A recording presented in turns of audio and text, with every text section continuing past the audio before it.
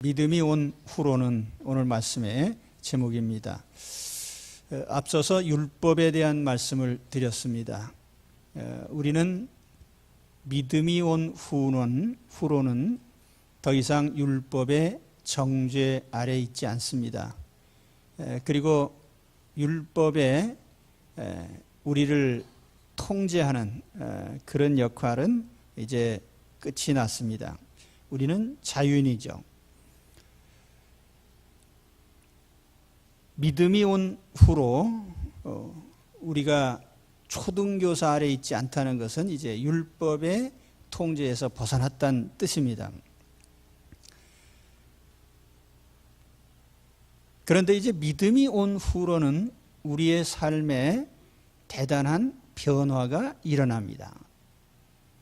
여기 믿음이 온 후로라는 이 표현은 예수 그리스도께서 오신 이후를 말하죠. 예수님이 오셔서 우리가 예수님을 믿는 믿음으로 살게 될 때 우리에게 여러 가지 변화가 일어납니다. 어떤 분들은 교회 출석하고 예수님을 믿으면서 내게 어떤 변화가 일어났을까에 대해서 그다지 큰 관심은 없으십니다. 그러나 사실은 내가 생각하는 정도의 변화가 아니라 근본적으로 굉장한 변화들이 일어났습니다. 또 그 결과로 우리가 내세의 운명이 결정될 뿐 아니라 현세에서의 삶도 대단한 변화가 일어난 것입니다. 이제 오늘은 예수 믿은 후에 어떤 변화들이 일어났는지에 대해서 본 말씀을 통해서 네 가지로 말씀을 드리려고 합니다. 첫째로는 예수님을 믿음으로 하나님의 자녀가 되었습니다. 26절에 보면 너희가 다 믿음으로 말미암아 그리스도 예수 안에서 하나님의 아들이 되었으니, 아들만 되고 딸은 안 되냐면 그 딸까지 포함해서요. 하나님의 아들, 딸, 하나님의 자녀가 되었다. 내가 예수님을 믿을 때에 첫 번째로 받은 선물은 신분의 변화죠. 지옥의 자녀에서 천국의 자녀로 신분이 수직 상승을 했습니다. 하나님 나라의 시민권자, 천국의 시민, 하나님과 함께 살아가는 하나님 가족의 특권을 부여받았습니다. 굉장한 신분의 변화죠. 이 신분 변화라고 하는 것은 굉장히 세상적으로는 힘든 일입니다. 제가 청년 시절에 스탕달의 적과 흙이라는 소설을 매우 인상 깊게 읽은 적이 있습니다. 주인공의 이름이 줄리앵 소렐이라는 젊은이인데 1830년대의 프랑스 사회를 배경으로 하고 있습니다. 당시 프랑스는 그 1789년인가요? 시민혁명이 일어나고 또 이후에 나폴레옹 보나파르트인가요? 나폴레옹의 집권, 그리고 다시 왕정으로 복귀되는 이런 격변의 시기였습니다. 이런 시기에 사람들의 가치관이 매우 혼란스러운 이런 때죠. 그런데 이 줄리앵 소리라고 하는 젊은이는 이런 사회 속에서 자기의 신분을 바꿔보려고 하는 그런 야망을 품게 됩니다. 그래서 이런저런 경로를 겪어서 이제 신분 상승을 꿈꾸는데, 신분을 바꾼다는 것은 당시 사회로 보면 여러 가지 경로가 있어요. 예를 들면 나폴레옹처럼 군인으로서 혁혁하게 공을 세워서 상류 사회로 진입할 수도 있고,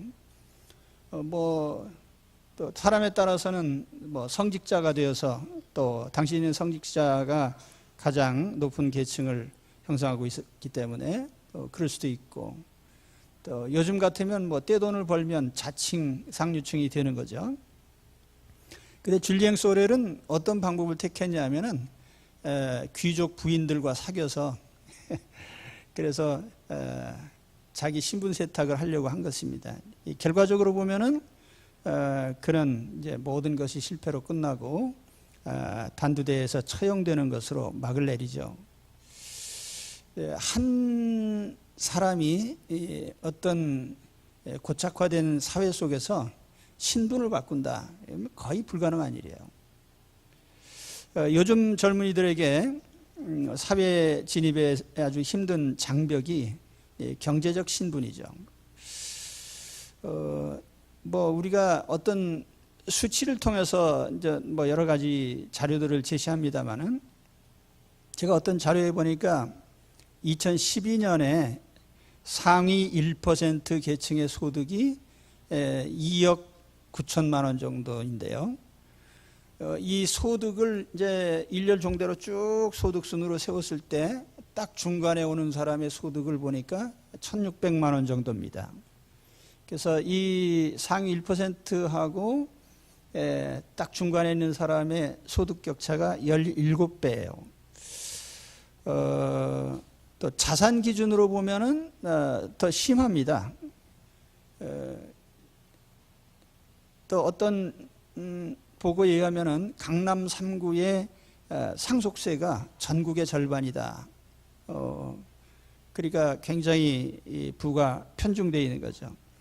20세 이상 성인 기준으로 할 때 상위 10%가 가지고 있는 자산이 전체의 66%이고 하위 50%가 가진 자산이 2%에 불과하다는 거죠. 특별한 능력이 없는 보통 사람이 경제적으로 또 이 사회에서 어떤 지위를 얻는다는 것은 굉장히 힘듭니다. 근데 특별히 요즘같이 돈이 지배하는 사회 속에서 우리가 이 금전적인 장벽이 부딪힐 때에 상당히 좌절하게 됩니다. 그래서 요즘 젊은이들이 여러 가지 이제 포기를 많이 해서 2015년에 나타난 새로운 신조어 가운데 하나가 N4 세대라는 신조어가 나타났어요. 사회 경제적 압박으로 인해서 젊은이들이 여러 가지를 포기하는데, 처음에는 3포 세대라고 그랬어요. 연애와 결혼과 출산을 포기했다. 거기에 두 가지를 더 보태서 내 집 마련과 인간관계를 포기해서 5포 세대라고, 또 꿈과 희망까지 접었다 해서 7포 세대라고 하다가 이제 N포 세대, N이라고 하는 거는 걸리는 건 다 포기했다 하는 시기죠. 아무튼 제가 말씀드리려고 하는 것은 이 사회가 어떤 신분의 변화를 추구하는 것이 굉장히 힘들다. 그런데 하나님께서는 우리에게 하나님 자녀라고 하는 특별한 신분을 단번에 주셨습니다. 예수 그리스도를 믿는 단 한 가지 때문에 우리가 하나님 자녀라는 신분을 우리에게 주신 것입니다.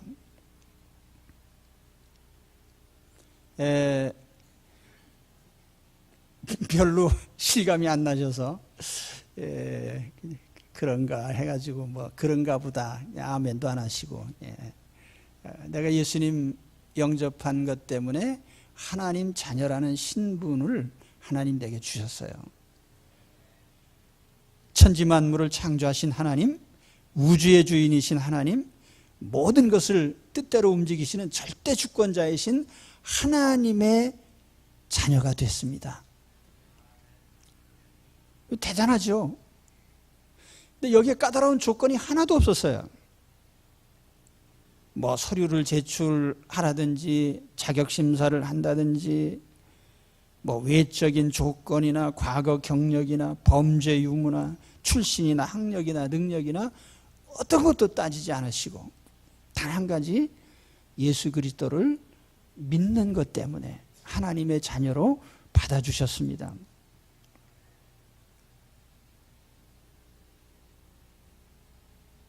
정말 특별한 은총이고 축복이죠. 여기 계신 여러분 대부분 예수님 영접하시고 하나님의 자녀가 되셨습니다. 혹시라도 아직도 참신한 고백을 안 하신 분이 있다면 이 시간에 저를 따라서 하시고, 늦두고 하면 좀 우리가 눈 감으시고 저를 따라서 하십시오. 주여 나는 하나님 앞에, 다 같이 하세요. 큰 소리로. 주여 나는 하나님 앞에 구제불능의 죄인임을 인정합니다. 당연히 하나님의 진노를 받을 만하고 지옥에 떨어질 죄인임을 인정합니다. 나는 지금 예수 그리스도가 하나님의 아들이시며 내 죄를 대신하여 십자가에서 죽으신 구주이심을 믿습니다. 나를 하나님의 자녀로 받아주소서. 예수님 이름으로 기도합니다. 아멘. 진심으로 하셨습니까? 그럼 다 우리가 하나님의 자녀가 됐습니다. 하나님의 자녀가 되고 또 하나님의 자녀로 등록하는데 1초도 안 걸렸어요. 우리가 고백하는 즉시로 하나님 우리를 하나님 자녀로 인정해 주십니다.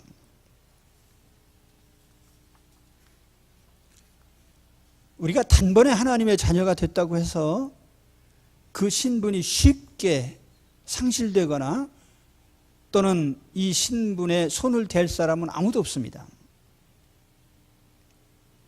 그 어떤 경우에도 하나님 자녀의 신분은 보장됩니다. 마귀가 와서 어떤 술수를 부린다 해도 우리 신분을 확고하고, 사람들이 내 신분을 바꾸려고 고사를 지내도 소용없습니다. 왜냐하면 하나님께서 나를 확고부동하게 하나님의 자녀로 인정해 주시기 때문이에요. 오늘 우리는 예수 그리스도를 믿는 것 하나 때문에 하나님의 자녀가 된 이 사실을 확실하게 우리는 알고 있어야 됩니다. 그리고 자신의 신분을 분명히 알고 사셔야 돼요. 나는 하나님의 자녀입니다. 천국의 시민입니다. 하나님의 가족입니다. 하나님이 늘 하나님의 주권으로 보호하시는 하나님의 자녀들입니다. 할렐루야. 그 다음에 두 번째 변화는 하나님이 우리를 의인으로 인정을 해주셨다는 거예요. 의인. 예수님을 믿음으로 의인이 됐어요. 우리가 하나님의 자녀라는 신분을 얻게 된 것은 우리가 의인이 됐기 때문이에요. 하나님은 죄를 용납하지 않는 분이거든요. 26절 말씀에 보면 예수 그리스도께서 우리의 의의 옷이 되셨다. 누구든지 그리스도와 합하기 위하여 세례를 받은 자는 그리스도로 옷 입었느니라. 우리가 예수님을 영접하면 세례를 받습니다. 세례는 예수님과 내가 연합되었다는 표시죠. 그런데 여기 그리스도로 옷 입었다, 이 말이 무슨 뜻일까요? 우리가 예수님을 믿고 세례를 받으면 우리는 예수 그리스도로 옷 입은 자들이 됩니다. 예수님이 우리의 의복입니까? 구약 성경 스가랴 3장에 보면 이 말의 의미를 이해할 수 있는 하나의 사건이 나옵니다. 스가랴 3장에 보면 대제사장 여호수아가 나옵니다. 이 대제사장 여호수아는 어떤 인물이냐면 포로에서 귀환할 시대에 이스라엘의 대제사장입니다. 그런데 그 여호수아가 하나님의 법정에 서 있어요. 재판장이신 하나님 계시고 이 여호수아를 고발하는 검사가 하나 서 있는데 그게 사탄입니다. 이 히브리 말로 사탄이라는 말이 참소자, 고소자라는 뜻이에요. 그러니까 이 마귀가 여호수아의 죄를 추궁하면서 하나님께 고발합니다. 근데 그때의 여호수아의 모습을 보니까 아주 더러운 옷을 입고 하나님 앞에 서 있더라. 이 더럽다는 히브리 말은 배설물이나 오물을 가리키는 말이에요. 아주 속된 말로 하면 똥물입니다. 근데 천사가 여호수아를 바라보면서 뭐라고 말하느냐 하면은, 이 사람은 불에서 꺼낸 그슬린 나무 토막이구나. 불에서 꺼낸 그슬린 나무 토막이에요. 불에 타다가 남은 나무 토막이에요. 그슬린. 예. 그래서 어떤 사람은 이걸 부지깽이라고 번역을 했어요. 예. 부지깽이 아십니까? 옛날 아궁이에 불 뗄 때 이렇게 막대기로 불을 젓고 하면 이제 끄트머리가 타가지고. 근데 대제사장이 하나님 앞에 서 있는데 어떻게 이렇게 똥 묻은 옷을 입고 부지깽이 같은 모습으로 서 있을까? 사실 대제사장의 옷은요, 의복 중에 제일 화려한 옷입니다. 출애굽기 39장에 보면은 대제사장은 청색, 자색, 홍색 실과 가늘게 꼰 배실, 거기에 금을 섞어 짠 그런 천으로 옷을 만들어 입습니다. 이 어깨에는 금태를 두른 호마노에 12지파의 이름을 새긴 견장을 달았어요. 이 가슴에는 12종류의 보석에 금태를 둘러서 흉패를 만들어 붙였습니다. 옷단에는 금방울을 달았고요. 이 머리에는 관을 썼는데 순금으로 여호와께 성결이라고 하는 패를 달아 붙였습니다. 그러니까 굉장히 화려한 제사장의 복장을 하고 있는 그 여호수아가 어떻게 오물 묻은 옷을 입고 냄새나는 모습으로 불에 타다 남은 부지깽이 같은 모습으로 비춰졌을까요? 그것이 죄인의 모습이에요. 하나님 앞에 설 때 대제사장 아니라 누구라도 다 이와 같은 더러운 모습으로 드러날 것입니다. 그런데 이런 여호수아의 모습을 보면서 하나님이 뭐라고 판결을 하셨냐면은, 그 이후의 모습을 보면 이런 말씀이 나옵니다. 스가랴서 3장 4절에 보면 여호와께서 자기 앞에 선 자들에게 명령하사 그 더러운 옷을 벗기라 하시고, 또 여호수아에게 이르시되 내가 내 죄악을 제하여 버렸으니 내게 아름다운 옷을 입히리라 하시기로 내가 말하되 정결한 관을 그의 머리에 씌우소서 하매 곧 정결한 관을 그 머리에 씌우며 옷을 입히고 여호와의 천사는 곁에 섰더라. 할렐루야. 하나님께서 여호수아의 죄를 다 제거해 주시고 깨끗한 옷을 갖다 입히시고 머리에 아름다운 관을 씌우시고 그렇게 하셨어요. 마치 그 누가복음에 돌아온 탕자에게 그 아버지가 깨끗한 옷을 입히고 새 옷을 입힌 그런 모습이죠. 여기 옷이라고 하는 것은요, 죄를 속한, 죄를 씻어버린 깨끗한 모습, 또 하나님께서 입혀주신 의의 옷을 가리키는 거예요. 그래서 요한계시록에 보면 천국에 있는 성도들이 다 흰 옷을 입고 있습니다. 이 일 후에 내가 와서 보니 각 나라의 족속과 백성과 방언에서 아무도 능히 셀 수 없는 큰 무리가 나와 흰 옷을 입고 손에 종려가지를 들고 보좌 앞과 어린 양 앞에 서서 큰 소리로 외쳐 이르되 구원하심이 보좌에 앉으신 우리 하나님과 어린 양에게 있도다. 오늘 우리가 예수 그리스도를 믿을 때 의의 옷을 입혀주셔요. 하나님이 의의 옷. 여기 의의 옷은 바로 예수님 자신이시고, 그리스도로 옷 입었다는 것은 예수님 때문에 우리가 두 가지 의미에서 칭의를 받았다는 걸 말합니다. 칭의. 의롭다고 칭한다는 그런 의미입니다. 예수 그리스도를 믿을 때 예수님으로 말미암아 우리가 두 가지 측면에서 의롭게 인정받는데요. 첫째는 속죄적인 의미죠. 내가 지은 과거, 현재, 미래의 모든 죄를 다 십자가의 피로 속죄를 하셨으니까 우리는 모든 죄를 씻음 받았다는 의미에서 의인입니다. 어떤 죄든지 다 용서받았으니까요.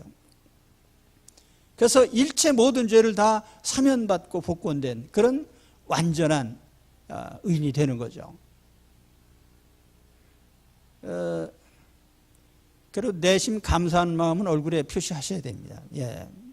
내가 굉장한 죄인이야. 아주 더러운 옷을 입고 똥물 옷 입고 하나님 앞에 심판받아야 될 사람이었는데 하나님이 예수 그리스도를 통해서 내 죄를 다 씻어서 깨끗한 흰 옷처럼 그렇게 의인을 만들으셨단 말이에요. 그래서 예수님으로 옷 입었단 말이에요. 근데 또 한 가지 의미는 뭐냐면 대리적 행위의 의미라고 하는데 교리적으로는 의의 전가라고 합니다. 예, 좀 힘든 말인데요. 우리는 모든 율법에 단 하나라도 어기지 말고 다 지켜야만 의인입니다. 근데 우리는 못 지켰어요. 근데 우리가 예수 그리스도를 믿을 때에 예수님께서 모든 율법을 완벽하게 다 지켜주셨습니다. 그렇기 때문에 이러한 예수님의 의로우심이 우리에게 덮어 씌워졌다는 거예요. 이걸 이제 성경은 하나님의 의 이렇게 표현을 합니다. 예, 로마서 1장 17절이나 3장 22절에 보면은 하나님의 의가 나타나서 우리에게 하나님의 의가 입혀진 것입니다. 다시 말하면 나는 율법을 하나도 제대로 지킨 적이 없지만 다 지킨 자로 간주해 주시는데 그 이유가 예수님께서 모든 율법을 완벽하게 다 지켜주셨기 때문입니다. 그 예수님의 의로움이 나에게 덮어 씌워졌다 그 말이에요. 이게 이제 의의 전가라고 하는 그런 의미에서 우리가 완전한 의인이 된 것이죠. 그래서 우리가 하나님 앞에 의인의 신분이 된 것은 바로 이 두 가지 의미가 다 있는 거예요. 속죄적인 의미도 있고 예수님의 의로우신 행위가 우리에게 다 덮어 씌워졌다고 하는 그런 의미도 있는 거죠. 그런 의미에서 우리는 예수님 때문에 의인이 된 사람들이에요. 믿으십니까? 그래요. 그렇기 때문에 예수님을 믿는 사람에게 예수님으로 옷 입혀주신 그 의의 옷이라고 하는 건 아무도 그로 말미암아 그건 벗길 수가 없는 거예요. 우리는 의인이죠. 예, 나는 하나님 앞에 죄인이지만 그러나 예수님 믿는 것 때문에 의인으로 인정을 받습니다. 그 예수님 믿는 특권이에요. 괜찮죠? 예. 예수 믿는 것 때문에 이런 결과가 내게 왔다는 거예요. 저는 늘 감사합니다. 특히 언제 감사하냐? 죄를 지을 때마다. 예. 그래도 씻어주시고, 그래도 덮어주시고, 그래도 의인으로 삼아주시니 얼마나 감사해요. 그렇죠? 근데 교회 밖에 있는 사람들이 우리를 보고 가끔 욕합니다. 야, 쟤들은 맨날 죄 짓고 예수만 믿으면 용서해준다고 한다. 그래서 어쨌다는 거예요. 또 그게 사실이에요. 그게 뭐 잘못된 거 있어요? 예수님께서 그 죄 때문에 죽으시고 죄인을 의롭게 하시려고 그렇게 하셔서 당연히 그렇게 하는 게 맞는 건데요. 그건 조금도 탓할 바가 못 돼요. 오늘 교회 밖에 있는 모든 사람들이 다 예수님을 믿어야 자기들도 용서받고 하나님 앞에 설 수 있습니다. 자기가 아무리 화려한 옷을 입고 뭐 잘났다고 하나님 앞에 서봤자 여기 여호수아가 입었던 똥 묻은 옷에 타단한 부지깽이 같은 존재인 걸 아셔야 돼요. 그럼에도 우리 의인이 됐으니 감사합니다. 그 다음에 세 번째 우리에게 주신 결과는 화해와 일치예요. 예수님을 믿음으로 화해와 일치가 이루어졌는데요. 27절에 보면은 너희는 유대인이나 헬라인이나 종이나 자유인이나 남자나 여자나 다 그리스도 예수 안에서 하나이니라. 여기 이제 세 가지 대립된 집단이 나오는데요. 하나는 유대인과 헬라인, 또 하나는 종과 자유인, 그리고 세 번째는 남자와 여자. 이 세 관계가 다 화해하기 좀 일치되기 힘든 관계입니다. 첫 번째가 유대인과 헬라인인데 이건 종교적 대립을 가리키는 거예요. 유대인과 헬라인은 서로 믿는 내용이 다르죠. 헬라인은 모든 신을 믿는 다신론 족속이고요. 유대인은 이 고대 사회에서 유일하게 유일신 하나님을 믿는 그런 족속입니다. 근데 유대인은 이 잡신을 믿는 사람들을 아주 멸시하고 깔봤어요. 그래서 그런 사람들하고는 식사도 같이 안 해요. 지금도 정통파 유대인들은요, 이 비유대인하고 식사를 같이 안 합니다. 더러운 족속이기 때문에. 이렇게 헬라인과 유대인은 서로 다른 족속인데 동일하게 예수 그리스도를 믿을 때 유대인도 예수 그리스도 안에서 하나님 자녀가 되고 이방인도 예수 그리스도 안에서 하나님 자녀가 돼서 교회 공동체 안에 들어와 보니까 똑같이 일치가 되더라. 유대인과 헬라인의 일치는. 다시 말하면 세상에서 어떤 종교를 가지고 있었든지 예수 그리스도 안에 들어와서 우리는 화해와 일치를 이룬다, 이런 뜻입니다. 혹시 또 부부 사이에 종교가 달라서 갈등을 일으키는 분들이 있을 겁니다. 그렇다면 우리 하나님께 기도하십시오. 주여, 우리 부부 사이에 오셔서 화해를 이루어 주옵소서. 주님께 도움을 요청하시기 바랍니다. 부부가 함께 예수님을 믿는다면 뭐 더할 나위 없이 좋죠. 싸우다 말고요, 다른 데로 가지 마시고 예수님께 둘 다 엎드려서 도움을 청하시라고요. 주여, 우리 부부가 지금 굉장히 싸우고 있는데 우리 부부에게 화해의 마음을 주옵소서. 그러면 뭐 1분도 안 걸릴 거예요. 부부싸움 하다 말고 그런 기도 해보셨어요? 둘이 앉아서요?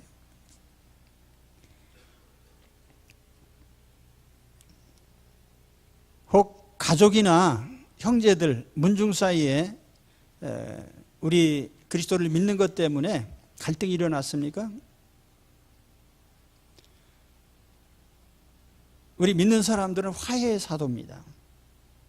그렇다고 해서 우리가 종교를 양보할 수는 없죠. 분명하게 처신해야 됩니다. 그 대신에 우리가 할 일이 뭐냐면 십자가 방법을 쓰는 거예요. 십자가 방법이라는 게 희생이거든요. 그래서 가족이나 형제들이나 문중에 할 일이 있으면요, 요즘 같으면 돈만 많이 내면 돼요. 회비 10만 원씩 냅시다 그러면 20만 원 내, 항상. 예수 믿는 사람은 언제나 다른 사람들을 섬기는 자의 역할을 더 많이 해야 됩니다. 예수 믿는 걸 핑계로 해서 안 믿는 형제들과 멀어진다든지 안 믿는 형제들에게 해야 될 도리를 안 하면 오히려 더 욕을 먹게 되는 거예요. 그죠? 저는 많은 경우를 봤어요. 그렇기 때문에 우리가 예수 그리스도를 믿는 것 때문에 갈등이 일어날 수는 있습니다. 그렇지만 그것이 결단코 오래 지속되지는 않아요. 우리가 예수 그리스도의 방법을 확실하게 사용한다면 우리는 언제든지 화해할 수 있습니다. 물론 뭐 경우에 따라서 또 갈등이 지속될 수도 있지만 결과는 언제나 좋은 방향으로 갑니다. 내가 그리스도 안에서 확실한 믿음의 믿음의 자세를 취할 때예요. 아무튼 그리스도께서 이 모든 종교에 속한 사람들을 다 그리스도 안에 부르실 때에 화해와 일치의 역사를 이루시는 거죠. 그리스도 안에서요. 그 두 번째, 오늘 노예와 상전의 신분 통합이 나옵니다. 이 노예와 상전은 사회적 신분상의 대립관계에 있죠. 구약시대 또 로마시대를 보면은 노예들이 많았습니다. 로마 사회 같은 신약성경의 배경이 되는 로마 제국시대에는 노예가 뭐 전 국민의 절반이 노예일 정도로 노예가 많았어요. 근데 노예와 상전이 좋은 관계일 리가 없죠. 그런데 그렇다 해도 성경은 분명하게 노예들에게 또 상전들에게 이렇게 얘기를 합니다. 종들아, 모든 일에 육신의 상전들에게 순종하되 사람을 기쁘게 하는 자와 같이 눈가림만 하지 말고 오직 주를 두려워하여 성실한 마음으로 하라. 상전들아, 의와 공평을 종들에게 베풀지니 너희에게도 하늘에 상전이 계심을 알지어다. 그래서 그들이 공히 하나님 앞에 다 하나님의 다스림 속에 있는 걸 알고 서로 인격적으로 대우하라는 거예요. 사회적인 제도나 시스템도 문제지만 더 중요한 것은 사람들의 마음가짐이죠. 그래서 종도 상전도 똑같이 그리스도 안에 있다는 사실을 알고 서로를 존중하는 그 마음이 있어야 됩니다.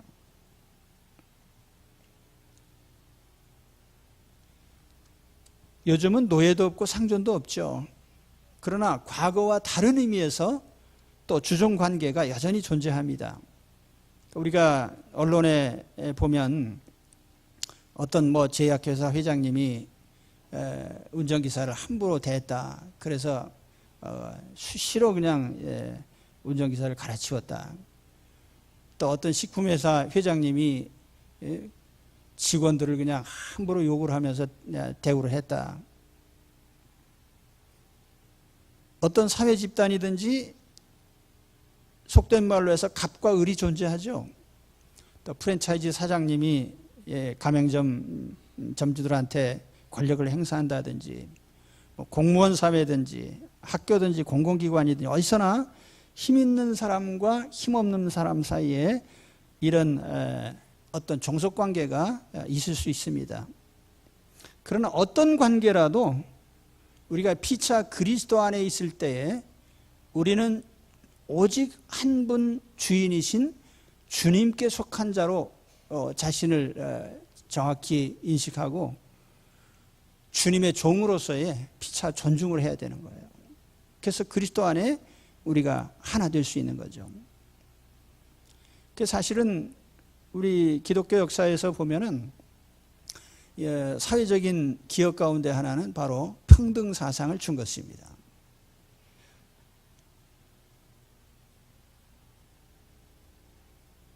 자, 세 번째는 남자와 여자의 대립관계인데요. 본문이 말하는 이 남자와 여자는 사회적인 신분상 남녀를 가리킬 수도 있고 또 가정에서의 남녀의 지위를 가리킬 수도 있습니다.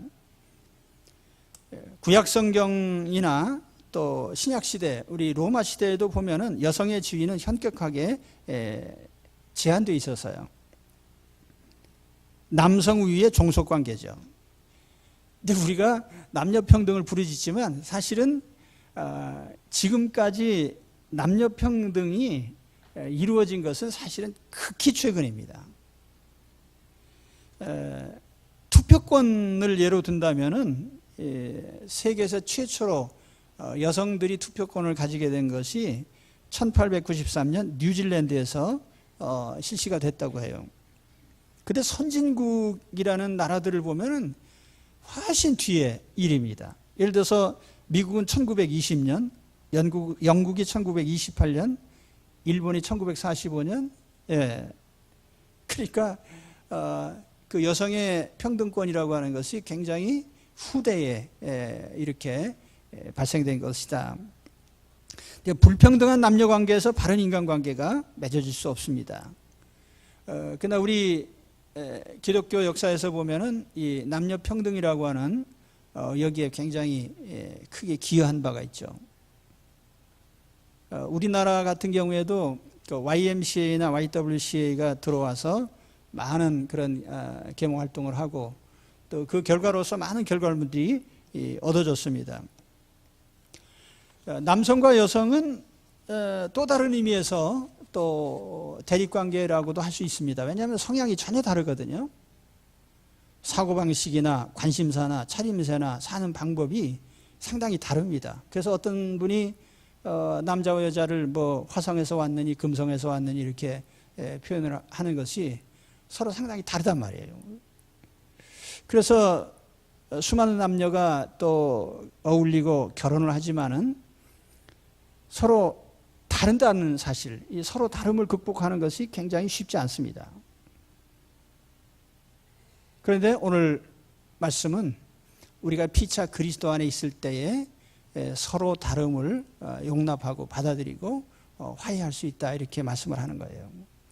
오늘 그리스도 안에서 우리 남녀 관계가 또 화해와 일치로 나가는 이런 역사가 있으시기를 바랍니다. 어쨌든지 우리가 예수 그리스도 안에서 어떤 종교적인 갈등이라든지 또는 사회적 신분상의 갈등이라든지 또는 남녀의 이런 갈등이 있다든지 어떤 경우든지 예수님은 화해자이시고, 그래서 우리가 피차 예수 그리스도 안에 있을 때에 우리는 화해와 일치를 이룰 수가 있습니다. 그 마지막 네 번째로 예수님을 믿음으로 우리에게 주어지는 선물 중에 하나는 아브라함의 상속자가 되었다는 거예요. 자, 29절에 보면 너희가 그리스도의 것이면 곧 아브라함의 자손이요 약속대로 유업을 이을 자니라. 유업을 이을 자란 말이 상속자란 말이거든요. 상속인이 된다. 자, 오늘 예수 그리스도를 믿음으로 우리는 아브라함의 상속자가 되었습니다. 아브라함의 상속자가 된 것에 대해서 감동이 없으시죠? 크게 좋아하는 기색도 없으시고,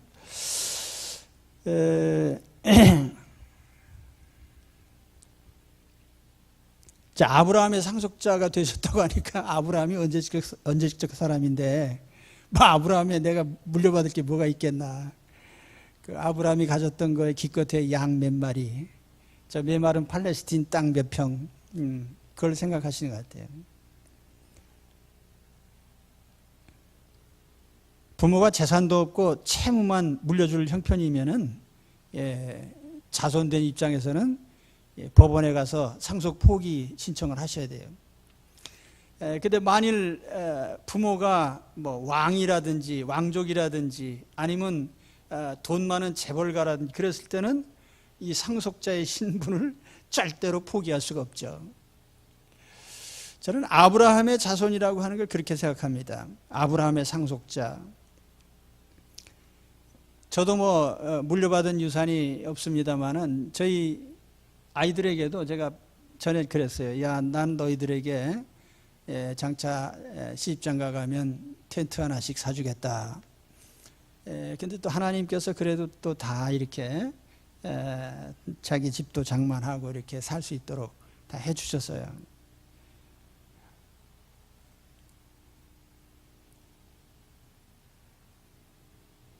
저는 아브라함의 상속자인 것을 항상 기억하고 삽니다. 아마 365일 중에 거의 잊은 날이 없을 거예요. 그래서 제 집사람하고 얘기할 때 항상 나는 부자다라는 말을 늘 입에 달고 삽니다. 나는 부자야. 우리 아버지가 엄청난 유산을 물려주셨어. 우리 아버지가 누구예요? 하나님이시죠. 그래서 하나님이 나에게 아브라함의 유산을 물려받도록 상속자로 지정을 해주셨거든요. 믿으십니까? 난 확실히 믿어요. 그렇기 때문에 뭐 가진 것 때문에 걱정은 하지 않습니다. 이게 굉장히 중요한 신앙이에요. 우리 예수 믿는 사람들이 성경 말씀을 그냥 상징적인 것으로만 알고요. 제가 이 큐티하면서 하나님 말씀 받을 때 어떤 분들은 그래요. 뭐 기도 많이 하면은 뭐 특별히 하나님이 육신의 귀에 뭐 음성을 들려주시고, 여러분 저는 그런 것보다 더 중요한 것이요. 성경 전체가 하나님 음성이에요. 하나님 말씀 앞에 내가 늘 엎드려서 하나님 무슨 말씀하시는가를 들어요. 믿고 실행에 옮겨요. 그럼 그대로 되는 거죠. 그게 우리 신앙이에요. 하나님이 아브라함의 상속자라고 그러셨으니 난 아브라함의 상속자예요. 그러니까 난 부자처럼 산다니까요. 아브라함의 상속자라고 할 때 이게 두 가지 의미가 있습니다. 첫째는 영적인 의미죠. 다른 말로 하면 우리는 천국의 상속자입니다. 그러니까 아브라함이 무슨 자, 창세기 12장 보면 이런 말씀이 나와요. 내가 너로 큰 민족을 이루고 내게 복을 주어 내 이름을 창대하게 하리니 너는 복이 될지라. 너를 축복하는 자에게는 내가 복을 내리고 너를 저주하는 자에게는 내가 저주하리니 땅의 모든 족속이 너로 말미암아 복을 얻을 것이라. 또 7절에는 여호와께서 아브라함에게 나타내 이르시되 내가 이 땅을 네 자손에게 주리라. 여기는 땅과 자손과 번영과 또 이런 하나님의 축복이 약속되어 있습니다. 이건 하나님의 약속이에요. 그 약속은 살아있잖아요. 그리고 내가 예수님을 영접할 때 하나님 자녀로서 천국을 차지하고 천국의 유산을 물려받고 천국 자녀들이 되고 이런 축복을 받았단 말이에요. 나와 내 자손들이요. 두 번째는 지상의 축복인데요. 저는 아브라함에게 주신 이 축복의 약속이 반드시 천국만 의미한다고 생각지 않습니다. 네, 그것도 내 신앙이에요. 알아서 하시라고요. 천국만 상속받으셨다고 믿으시고 그렇게 사셔도 좋고, 나는 두 가지를 다 의미한다고 믿기 때문에 지상에서도 하나님 약속하셨다고 생각합니다. 하나님이 내게 주실 것이 아니면 내 자손들에게 주실 거예요. 어느 순간에 하나님이 아브라함의 유산을 물려주실 수 있습니다. 하나님은 언제든지 우리에게 이 우주 만물의 주인이시기 때문에 주실 수 있죠. 이걸 신앙 없는 사람들은 횡재라고 하고, 대박이라는 그런 말을 써요. 그런데 우리 하나님께서 하나님 자녀들에게는 얼마든지 아브라함의 유산을 상속시켜 주실 수 있습니다. 크게 아멘 한번 하다가 병난 사람 없으니까요. 자, 이 얼마나 좋은 말씀이에요. 여러분 오늘 아브라함의 상속자가 되셨어요. 천국도 물려받았지만 아브라함에게 하신 모든 축복이 현세에서도 하나님이 주신 약속입니다. 제가 만일 성경을 잘못 해석한다면 언제든지 말씀하세요. 하나님의 약속은 영적인 의미도 있고 천상적인 의미 있고 지상적인 의미도 있는 거예요.